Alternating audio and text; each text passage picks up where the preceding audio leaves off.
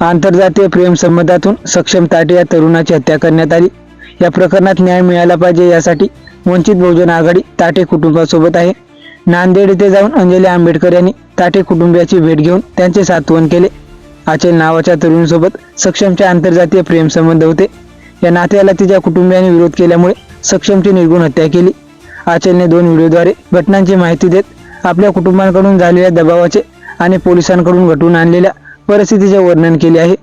नांदेड पोलिसांनी निपक्षपाती तपास करून सक्षम ताटे याला न्याय मिळवून द्यावा। सक्षमचे कुटुंबाने आचल दशेत असल्याने त्यांना त्वरित सुरक्षा पुरवावी अशी वंचित बहुजन आघाडीने मागणी केली आहे। तसेच आचलच्या उच्च शिक्षणाची जबाबदारी वंचित बहुजन आघाडीने घेतली आहे। 27 तारखेला सक्षम ताटे या अतिशय युवा एका मुलाची हत्या झाली आणि त्या सगळ्या आज जे त्याची हत्या झाली त्याला आंतरजातीय मैत्रीची आणि एकमेकांची असलेल्या बांधिलकीची खूप मोठी पार्श्वभूमी आहे। सक्षमची असलेली मैत्री तोडावी याच्यासाठी आचलवरती पुन्हा पुन्हा तिच्या कुटुंबाकडनं तडफडं आणली जात होती। हे आचलनी 2 व्हिडिओ रिलीज करून त्याच्यामध्ये सांगितलेलं आहे। सक्षम 18 वर्षाची पूर्ण होण्याच्या आधी एकदा तक्रार करून त्याला पॉक्सोमध्ये अडकवलं होतं, पण त्याच्यात ती 18 वर्षाची पूर्ण झाल्यावरती तो गुन्हा खोटा होता, माझ्यावर दडपण आणलं होतं हेही तिने सांगितलेलं आहे।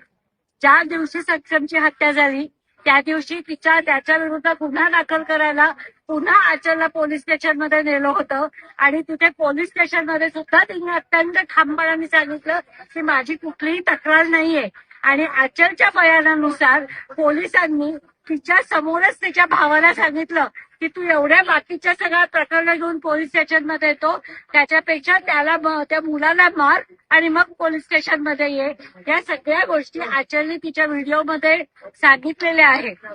हे प्रकरण हे जात वर्चस्व वादातनं घडलेलं प्रकरण आहे, पण दुर्दैवाची गोष्ट अशी आहे की असे प्रसंग जेव्हा घडतात तेव्हा कित्येक वेळेला त्या मुलाची पार्श्वभूमी ही गुन्हेगारी प्रवृत्तीची होती याचा जास्ती बाऊ केला जातो आणि त्याच्यामुळे घडलेल्या गुन्ह्याचं एक क्षुल्लकीकरण करणं याचा एक जो जाणीवपूर्वक पोलिसांकडून प्रयत्न केला जातो तो होऊ नये आणि त्याच्यात सक्षमला न्याय मिळाला पाहिजे।